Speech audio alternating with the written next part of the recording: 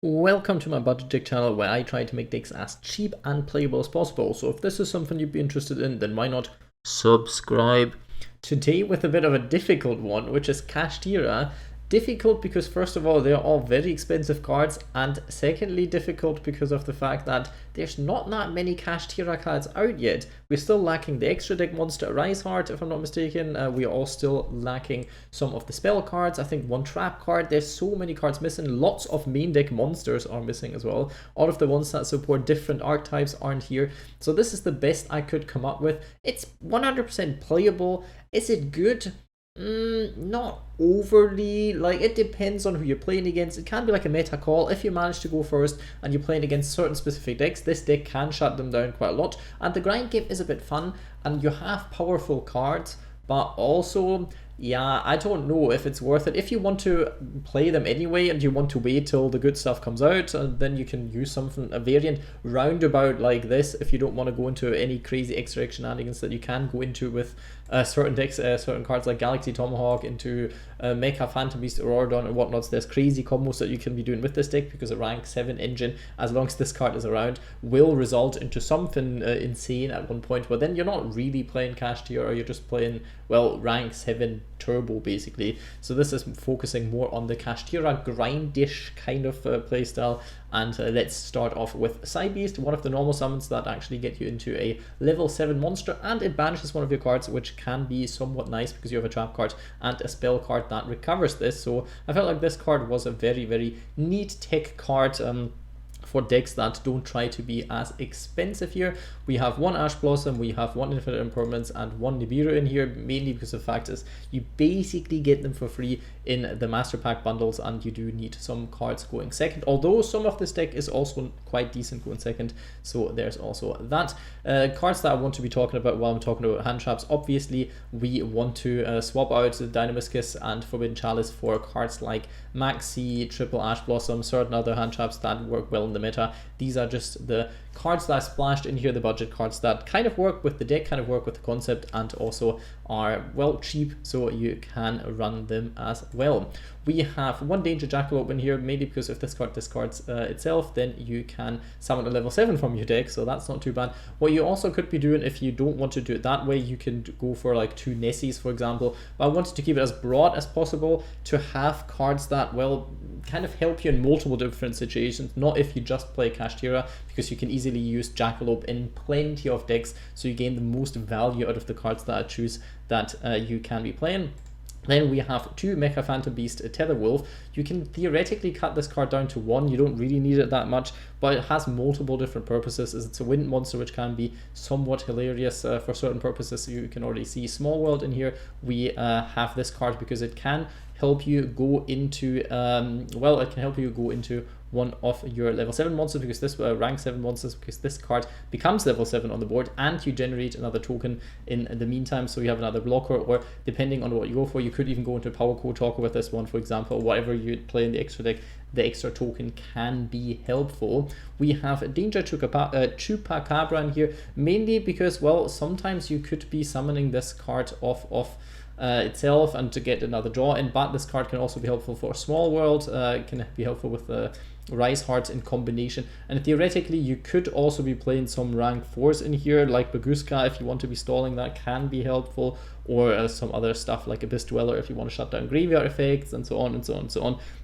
You could be playing lots of stuff with that one, and that felt quite helpful because you could summon it off of Jackalope. And in the grind game, if you haven't drawn into Dimensional Fissure, then you can use Chupacabra to potentially get level 7 that you discarded from of your dangers with its effect back onto the board, and then go into rank 7. So that is also one of the usages. This is one of the cards you could easily cut because you don't super need it, but it can be helpful for a Small World and has different kind of effects as well.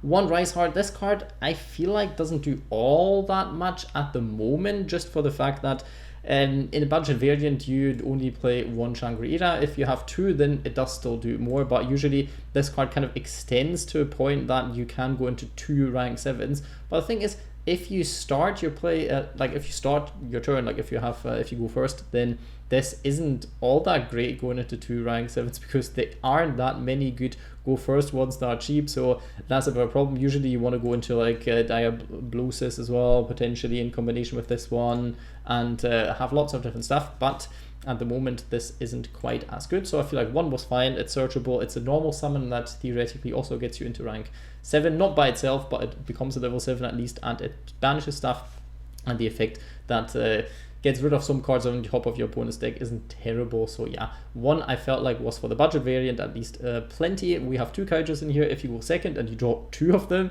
then you can special summon it out. Other than that, it helps you with Small World, it helps you with other different shenanigans. This card is obviously good going second because a Kaiju is a Kaiju, and a Kaiju will always be helpful. And you can normal summon this card with the effects of Kashtira Birth, so it won't even be clogging up your hand every single time. Then another special summonable level 7 monster. I need to mention the Ascendant of Thunder here, of course, because this card is a free level 7 special summon that for some reason is a super rare. Very annoying, but there is at least 1 ray of hope here if we look at the how to obtain section for this one. You can get it from the legacy pack. Can be good, can be bad, but if you happen to have 1 of them like I do, or even 3 from the legacy tickets, then you can play this card instead of some of the other level 7 options. You could get rid of a Kaiju, you could get rid of certain other cards like Tetherwolf, you could get rid of Danger Dogman and just splash these cards in here. Nessie is also quite nice because it could search Dogman, and then you have another level 7 attempt at least if you discard this card. Then we have Dogman in here, also a level 7 monster that you can go into. We have a double Fenrir because Fenrir is a very strong card, so you kind of want to max out on this one. Can get rid of some of your opponent's stuff. It has an effect during your opponent's turn that is quite helpful, and it searches you a Kashtira monster, which can be helpful but doesn't I mean, it gets you into a rank 7 without having to normal summon, which can be quite nice because you can search Riseheart. The only issue with this one is you don't have that many monsters yet that you can still special summon afterwards, because this one and this one you can't. And if you don't have your continuous spell on board at the time, then this effect only works with Riseheart, and then your next normal summon doesn't really matter that much because you don't really have a second rank 7 that you want to be going into, but it is what it is. We have Kashtira Unicorn in here, the card that searches Birth, so that is quite nice, and also it helps you decimate your opponent's extra deck, and you can look at it and banish 1 card, which against certain decks can be very, very problematic. Telements, for example, don't think they have a good way of getting Kid Close back after you deal with it that way. Obviously you want to be playing 3 of this card, but we can't because we're trying to keep it at least at 5 ultra rares here. Then we have Kashtira Ogre at 3 because I like that this card is a free level 7 special summon, and the trap makes more sense at the moment because it's kind of your grind tool to get back into rank 7s and get cards back and keep on looping certain things. So I like having access to the trap card as much as possible, and also this card as a level 7 starter is quite nice. You can cut this down to 1 or 2 depending on what other ratios you run or when the other cards come out, but right now for me in a budget build this is a 3 off. Already talked about Nibiru, Small World. I'm not going to go through all of the bridges, but just note that we have Earth Psychic monsters, we have Wind monsters, Wind Machine, we have level 4 Dark monsters, we have the level 7 Dark monsters that is Fiend, then we have the Psychic level 7 that is Wind, Earth, or Water. Could also be a band name if you really wanted to be, and so on. So we have plenty of ways to search many different things in this deck. We have triple Dimensional Fissure just because usually you kind of want to be playing Shifter, but we can use 3 in Master Duel, and it is still a very decent card against most decks, and it doesn't really hamper this deck at all. So it is absolutely well, don't want to say mandatory, but it's one of the cards that I felt like could win you games on its own, and that is never a bad thing, especially if it comes at this rarity. This card very, very nice. Can summon your monsters from your hand if you clocked up into with too many level 7s, and you can special summon one of your non-exist Kashtira monster that is banished on your graveyard, and then you can keep doing this every single turn. If your opponent activates a spell card effect and you control a Kashtira monster, you can target 3 cards in your opponent's graveyard, banish them face down. Can be helpful against certain specific decks. Telements again. It's nearly like this deck was made as a counter to Telements. Who would have thought? We have Forbidden Chalice in here at 3 because that helps you go in first, helps you go in second. This card in here because the discard doesn't hit you too hard, plus banishing can be quite nice. And there can be situations where banishing your old monster could work because you could summon it back in terms of if your opponent would remove it in a different way, not that really comes up. And you do play 2 searchable traps, so potentially this card can be summoned back from the graveyard to be used as a link material. We have Infinite Impermanence in here, already talked about this, and 2 preparations. I tried out 3 and I quite liked it actually.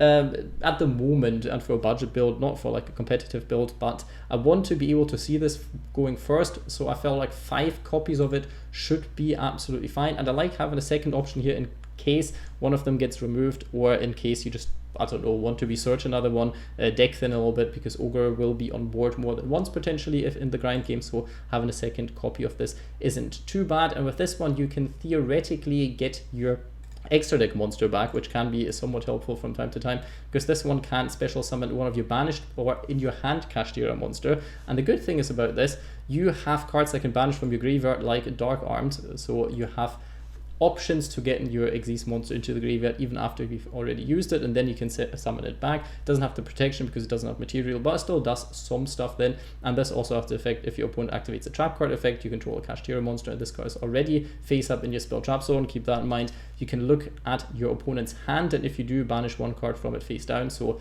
very, very neat effect from time to time.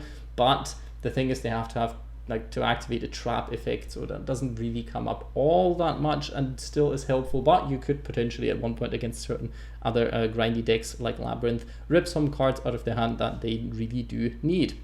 For the extra deck, you can already see, since we don't have access to all the good cards for a budget build, we want to be running certain cards at higher numbers. I feel like this card can be quite nice as a protective card. This one to attack directly isn't always too bad if you want to finish out a game. You can be running Zeus as well with this one if you really want to.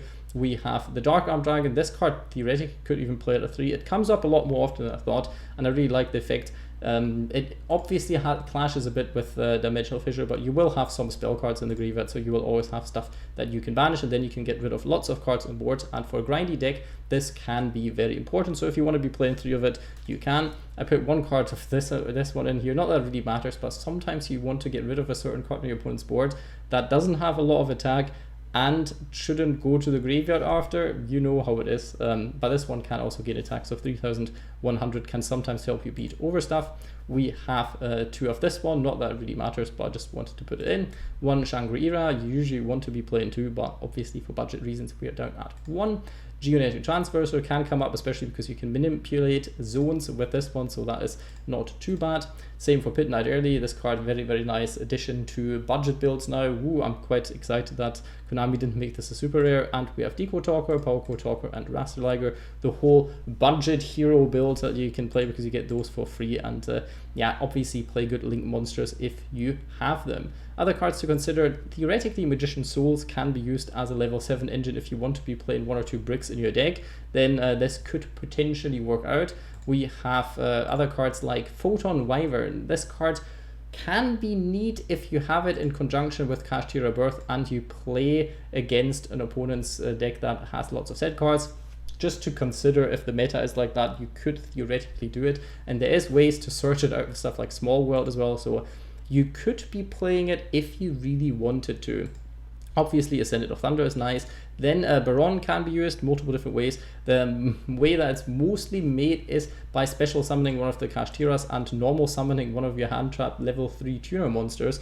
So this is why usually this card kind of works out, but obviously not in this build. Then Big Eye, very, very nice card. We have this card, we have this card, and we have Dark Anthelion Dragon, a card that doesn't really see any play all that much, but in this build it could theoretically work if you want to.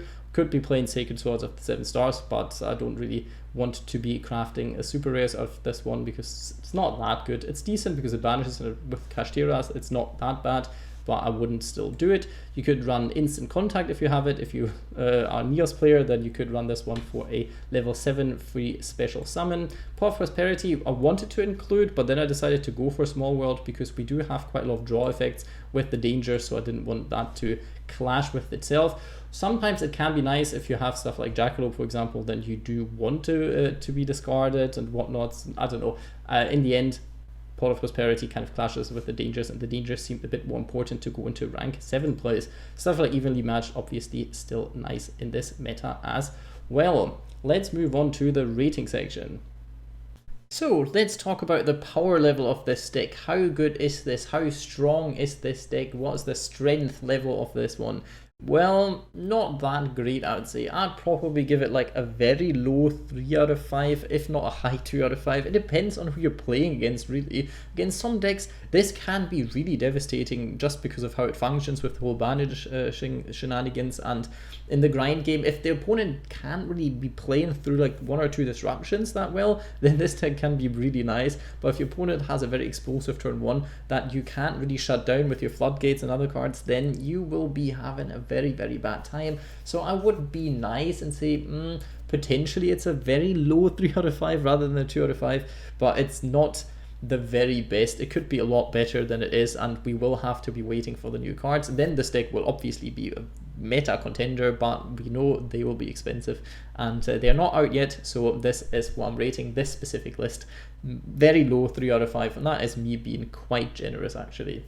Then let's talk about the next point, which is of course the consistency. How good is this deck in terms of, well, I don't know, can you draw into your combo? And I would say they are give it like a solid 3 out of 5. It has the issue, obviously, like most decks, sometimes you draw too many cards that you can only special summon if you control no monsters, and then you don't have any other cards to go into rank 7. So sometimes you draw too many like spell traps, and then you don't have any playing to go into the rank 7. But the deck is fairly consistent in that way that you will be ending up with one rank 7, and that's the one that you're looking for anyway. That one then special summons you out stuff, but hand traps as usual can be quite devastating with that one, but it doesn't really matter too much, and Max C isn't too much of a pain for it, so it kind of balances itself out with this one. Let's talk about budget value. I'll definitely only give this like a 2 out of 5 at the moment.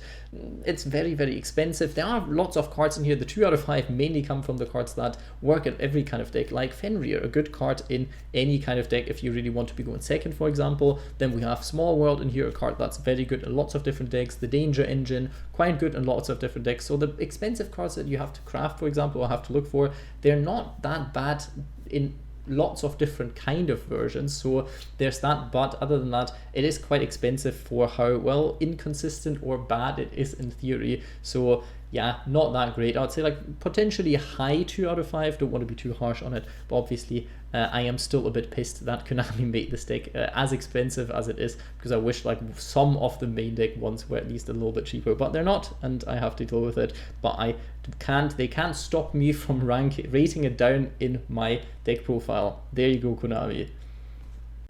And you know the drill, when a new deck comes out, there's not going to be that many good replays because I didn't really have that much time to actually play it. I've obviously done lots of test hands, checked out how consistent is it, what can you do, and how well does it play through disruptions, but I haven't been able to climb for like 2 days. And since it's only me running this channel and no one else, I have to have lots of time to do this, especially quite early on, because you know what it is, you want your channel to grow a little bit, and it's easier to get clicks if you are a bit early on this one. But trust me, I have looked into Kashtira for weeks now, and this is build wise a decent budget build, but replay wise we obviously have to make do with what we have. And this is, let's be honest, just to showcase some strengths of this deck, some weaknesses, and how I am not capable of playing these kind of decks ever. So let's start out. We have a decent hand. We have obviously the one of Ash Blossom, can be quite nice. We have a play starter, well, not really a starter, we have a level 7 monster that also banishes stuff that we can get back with Birth. So this is theoretically, these two do make a rank 7, so that's quite nice, and most people won't be negating any of this, and if they do, that can also be good for you. And we have one monster that we can special summon, so we have multiple different opportunities, I want to call this here. I obviously had to go for this one first because you have to control no monsters for it. Hoped the opponent would negate this effect because I already have Birth, so it didn't really matter. Searching that one, well, they did not. So let's see how far we can get with this. Now I used Birth just here, don't really know why, I could have just waited as well, but it doesn't really matter because now we are going into the good old Psi-Beast. We're banishing one of the Kashtira monsters, and I decided to go for Fenrir here, and we can summon that one back. Could have gone for the one that searches the trap and then just summoned Fenrir during the opponent's turn, would have probably been a bit better, but if they ash this then you don't really have any form of disruption, so I thought maybe go for this now and get Fenrir out. Fenrir can then search something, but the problem is the trap one doesn't really work. And now we have a Riseheart here, and Riseheart could theoretically be special summoned to go into 2 rank 7s, and we do have quite a few in the extra deck. There is quite some. Could have played this one, could have theoretically gone into this one because that kind of protects and stuff, but I decided to just keep this card in hand and then potentially use the Riseheart for next turn to have like a normal summon and whatnot, and you will see that actually came in handy. We'll be talking about this in a second. Now I used Fenrir to go into the rank 7 here, because with this one we can then special summon out Fenrir during the opponent's turn again from our deck, because we have 2. That's why it's good to have 2 in here, obviously, which then gives us another disruption-like thing. So we have, well, 1 card out of the extra deck with a Unicorn, we have 1 Fenrir, and we can get rid of a few of the zones potentially blocking them, plus one of the Forbidden Chalice cards, and we have Ash Blossom here, so we have quite a few things that we can be doing, unless obviously special summoning out Fenrir here, unless they go straight to the battle phase and end it, and well, evenly matched is quite destructive here because we have only a few different options. If we keep this one up, we don't have any form of disruption besides Ash Blossom, so I kind of wanted to get rid of it, so I wanted to leave Fenrir up. The only problem is we cannot get this card back then, because obviously it's banished face down, and yeah, that is very problematic, but it is what it is. Theoretically, I could have let go of Fenrir and kept the Xyz monster, or even kept Unicorn on here, because then Fenrir would have gone to the graveyard because it was attached to the Xyz, and then I could have gotten it back with Birth next turn. But if they now, well, plus they don't have a battle phase, so they couldn't have really finished me anyway, but I wanted to still have 1 disruption to at least keep their board to an absolute minimum depending on what they play. But turns out they played anti-meta stun, and that didn't really matter all that much here, so yeah, we can only be dealing with it the way we can. Now we can't special summon, but we could theoretically run this over by battle, which I probably should have done before I activate this effect. They have Solemn Strike here, and I get a bit punished for this whole thing.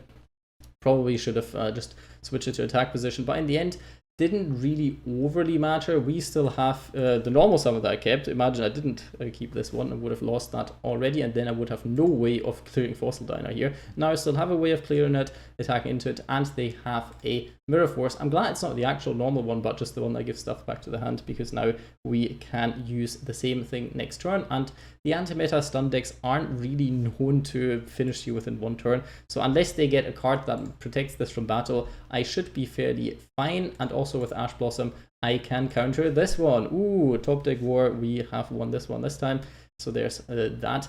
And now they can't be doing all that much here. They can attack, get my life points down a little bit, and then they know what's going to happen anyway. I am going to be clearing their monster, and then I can special summon again. Can't finish them this turn, but yeah, if I wouldn't have used a Dimensional Fissure, I actually potentially could have done more here. Doesn't really matter though, because now we clear this, then we can activate Birth, we can activate Riseheart's effect, and we can do lots of different things. This can now add me Ogre for potential future turns when they use stuff like Mirror Forces again. And then I decided to go for like Master of Blades here, because they will have some trap cards potentially that target this card, and I get rid of this one. So I thought maybe something that protects, and then I can destroy 1 card in the field. Could get rid of Necrovelli, not that it matters. Could potentially matter later on with the trap card, so we can summon back stuff from the graveyard though. At this point, there wasn't that much that they could be doing unless they drew like a pod card here, which they didn't. They didn't even go into evenly matched. They had nothing, so they conceded. You can see what the deck can do. Sadly, I couldn't show off the trap card here, but you can kind of guess how it is meant to be. Summoning 1 monster back every single turn, doing your opponent's turn, undoing your turn, can be very devastating if your opponent can't clear it. But yeah, this is somewhat roundabout how the deck works. It's a mixture between grind game, floodgates, and combo. I don't really know where to place this as of now, but with the new support, this deck will become a lot better, so it might be worth an investment right now. Although, check out my pack review. Do not buy this. Hope you enjoyed the video. Leave a like, comment, subscribe, but most importantly, I hope you have a nice day.